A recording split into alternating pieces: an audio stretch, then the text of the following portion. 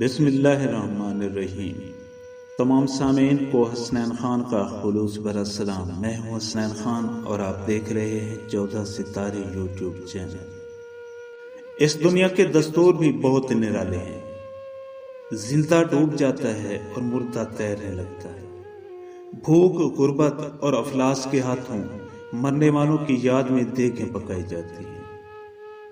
گرمی کی شدت سے مرنے والے نامعلوم شخص کا جنازہ یک بستہ مردہ خانے میں رکھا جاتا ہے۔ جیتے جاگتے انسان کو کوئی راستہ نہیں دیتا اور روڈ ایکسیڈنٹ میں مرنے والے کے لیے احتراماً ٹریفک رک جاتی ہے۔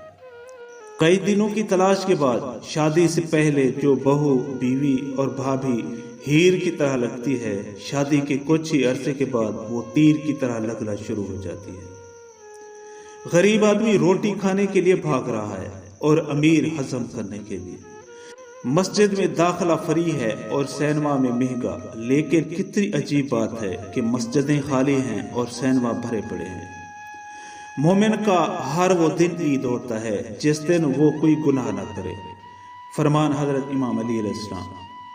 لیکن لوگ جس دن کو خاص کر عید کا دن کہتے ہیں، اس دن اسپیشل گناہ کرتے ہیں۔ فلمیں ریلیز ہوتی ہیں، بے پردگی عام ہوتی ہے، ناچ گانے کی محفلیں سجتی ہیں، وغیرہ وغیرہ۔ دنیا کا طاقتور سے طاقتور پہلوان بھی اپنے نفس کے ہاتھوں شکست کھا جاتا ہے۔